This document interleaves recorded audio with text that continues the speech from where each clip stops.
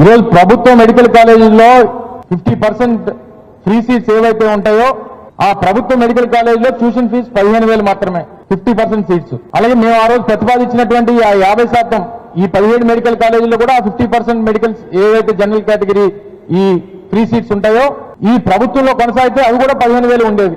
కానీ ఈ రోజు రాష్ట్రంలో ఉన్నటువంటి ప్రైవేట్ మెడికల్ కాలేజెస్ ఆ ప్రైవేట్ మెడికల్ కాలేజెస్ లో సీట్స్ ఫ్రీ సీట్ వచ్చినా వారి ట్యూషన్ ఫీ మాత్రం సంవత్సరానికి 3,50,000 రూపాయలు. అంటే రేపు ఈ పీపీపీ పద్ధతిలో ప్రైవేట్ వారికి రేపు చేతికి వెళ్ళిపోతే చదువుకొని మెరిట్ ద్వారా సీటు వచ్చినా సరే 3,50,000 రూపాయలు సంవత్సరానికి కట్టాల్సినటువంటి పరిస్థితి వచ్చేది. ఇప్పుడు వస్తుంది ఆ పరిస్థితి వస్తుంది. అదే బి కేటగిరీ 19 నుంచి 20 లక్షల రూపాయలు పెట్టారు. మేనేజ్మెంట్ కోటా దగ్గర 3 times ఆఫ్ బి కేటగిరీ అని చెప్పి పెట్టారు. అంటే 60 లక్షల రూపాయలు సంవత్సరానికి. బి కేటగిరీ అయితే 19 లక్షల రూపాయలు.